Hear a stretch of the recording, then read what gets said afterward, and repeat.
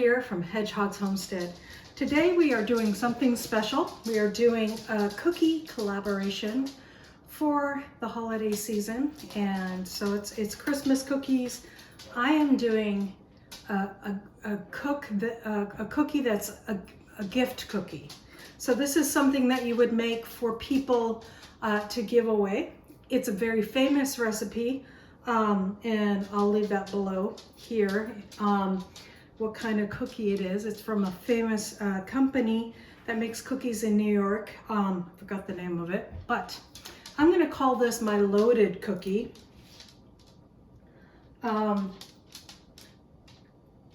And this is quite a special cookie because it has cake flour in it.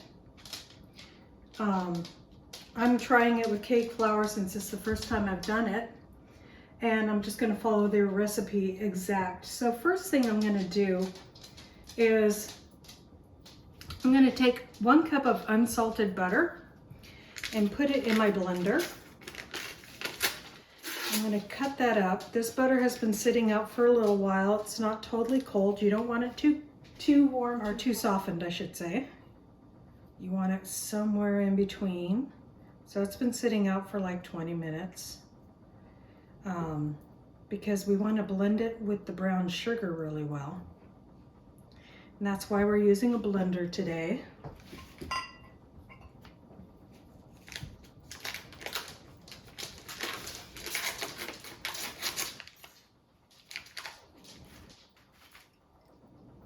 Now, if you don't have unsalted butter in your house, you could probably just leave the salt out of this recipe and you would be fine. So just cutting that up. Okay. I need a rag.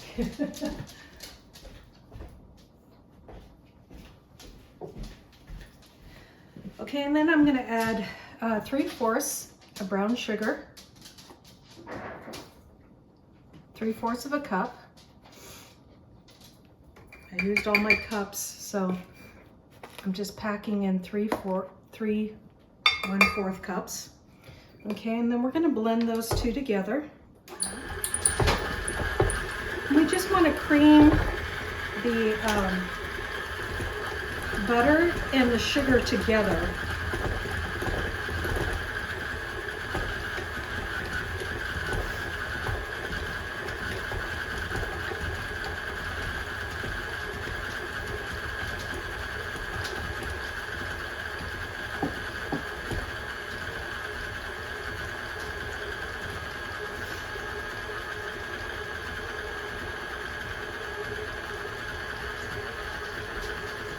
And see how that looks in my bowl. It's nicely creamed together. Don't want to make sure that there's no lumps in there. I'm going to turn it up just a little bit. Now this calls for light brown sugar.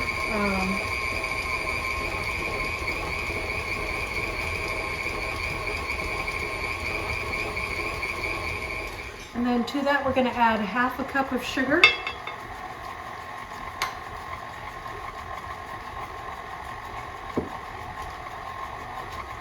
Blend that together.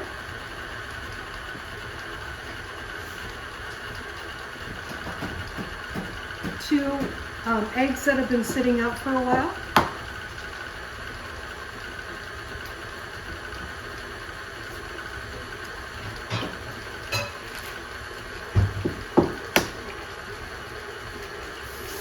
There we go.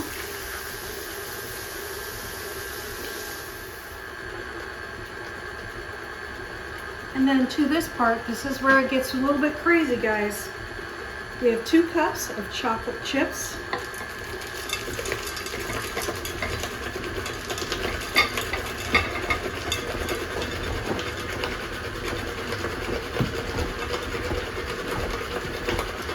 One cup of butterscotch chips.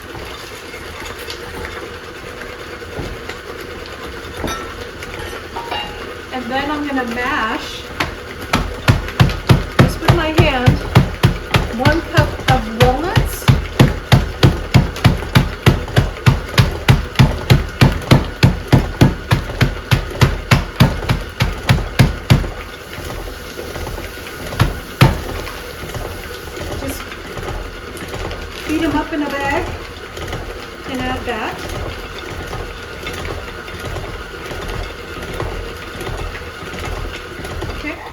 And then we're going to turn our blender off.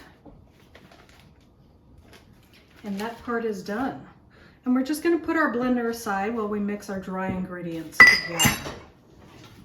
For our dry ingredients, we have 1 cup cake flour. Never used cake flour in my life, but this recipe calls for it, so I want to bring you the best of this version as possible. Then we're 2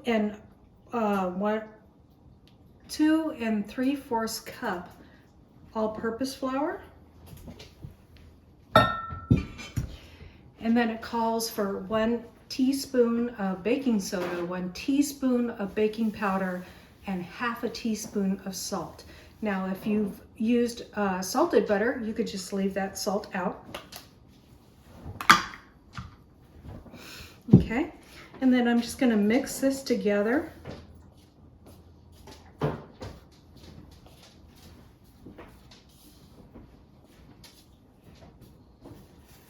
Of course, I need to wash my tablecloth again because every time I bake on this tablecloth, I have to wash it. Okay, so we're going to take our blender. Oh, there we go. Just clean off that paddle. Like so. And put our paddle aside. There we go. We're just going to put our dry ingredients in there, like so.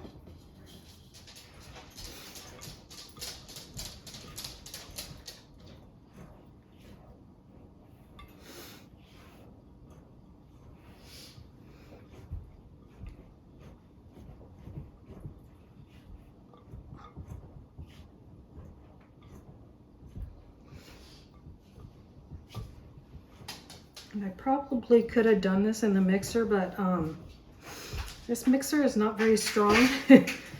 I have another mixer that's a more industrial mixer, but that's put away. So I'm just going to go ahead and do it by hand. Actually, I'm going to get a handy dandy cake. These are really great for a project like this, especially if you don't have a mixer to mix something this thick together.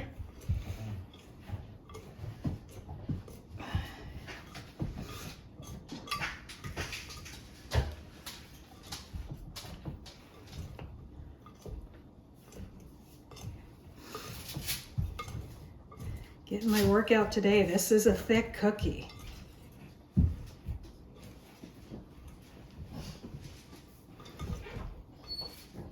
Now that's why it's a gift cookie. It's a very big cookie. You're going to make it into a big mound. You're going to make big balls out of this thing, like a baseball size.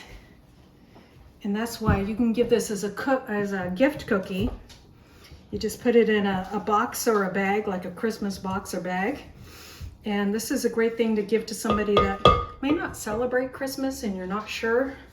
So it doesn't say Christmas all over, but it says we appreciate you still. This would be a great gift for a teacher, something like that.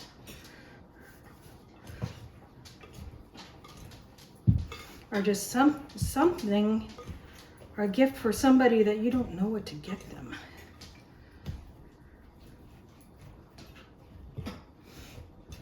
Everybody likes cookies. This is not your diabetic friend, though, this cookie. So,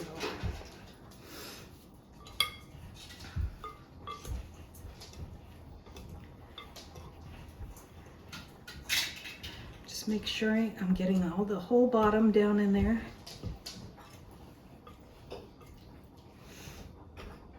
Okay. Now I have not turned on my oven because this mixture is going to sit in the refrigerator for an hour or two. I'm going to go ahead and form 3 cookies and put them on a pan. The rest I'm just going to put in the fridge for when I want to cook these. I want to cook them fresh.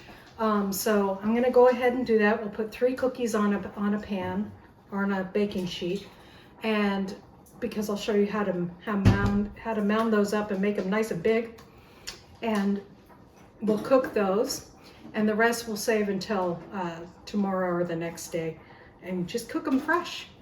So I'm gonna go get that cookie sheet. We're gonna put a nice piece of parchment on it and form those cookies into nice big old cookies. What you're gonna do, and I'll show you how to cut these cookies so that they're equal in size. Surface to put this on.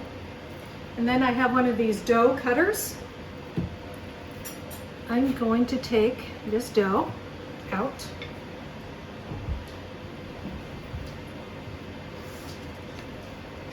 You can see there's still a little bit of flour on the bottom.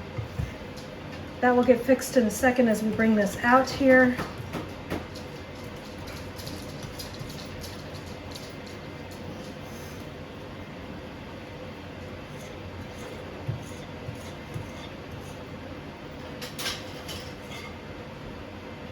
Okay, I can just bring this all together, mix it up a little bit more on this nice surface.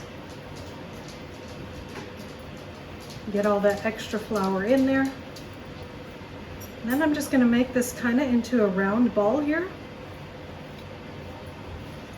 Okay. And our dough cutter, we're going to cut it in half.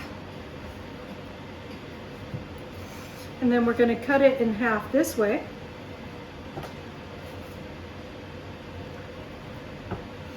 And then we're going to cut those in half. And then we're going to cut each one of those in half. Okay. And it doesn't make a lot of cookies, but because they're so big. And then you're going to take that pie piece and roll that up into a ball, just like so.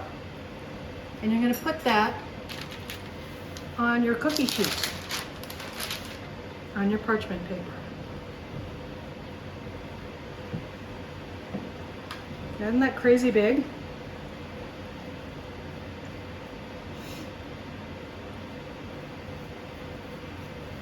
Now this is why we're having it for dessert. It's kind of a dessert cookie.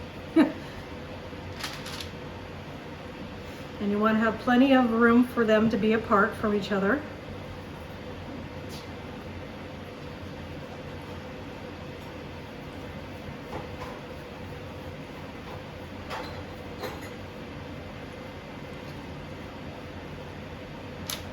And there we go. So we're going to put those in the fridge for at least an hour and let them cool. And then the rest of these I'll just ball up and then put them in the fridge in like a bowl. But these ones, I'll put them in the fridge for an hour. We'll let them cool. We'll get our oven heated at 400 degrees, and then we'll cook them until they're golden. So that's the whole trick in this. We'll bring you back as soon as we get cooking these cookies. So I'm just gonna roll the rest of these up and put them in a bowl. And now we're gonna stick these cookies in the oven. We're going to cook them until they're golden brown, or the recipe says 11 minutes, so that's what we're going to do. So we'll set our timer at 11 minutes or maybe 10 minutes right before, and just watch them really closely. So here we go. Giant cookies going in.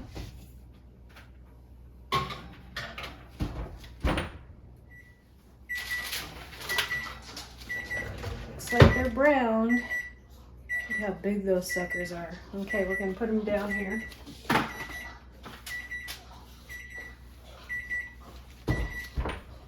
Turn off our timer. That was a total of 14 minutes.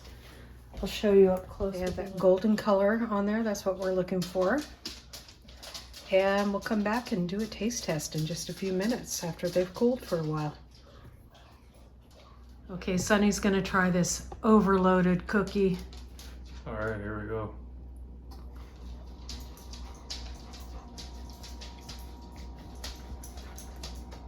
I know it has nuts in it. That's not your favorite, but. Oh. But otherwise, it's a huge cookie. It is. Tastes just like a chocolate chip cookie. a big one. A big, giant chocolate chip cookie. Yeah. It's falling apart. Because it's nice and warm. Right. Tastes good though. Good. Good. All right. I got to give it a try. Thumbs up. Thumbs up. Thank you. Mm-hmm. Thank you. Dessert. Small one. See how thick that is? Isn't that crazy? You have to eat it with a napkin. Eat it with a napkin. And I'll show you what it looks like breaking apart. Ooey gooey, but not too gooey because of the cake batter. Or the cake.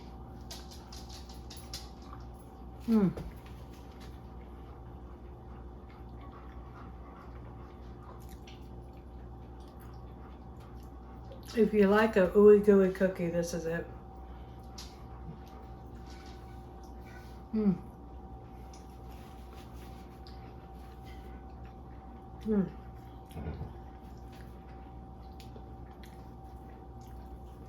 Gotta give it a try, guys. The recipe says 11 minutes, but it took 14 for mine. So cook until golden brown, and that's about it. Thank you for watching. You guys have a great day. God bless you. And we'll see you next time on Hedgehog's Homestead. Bye.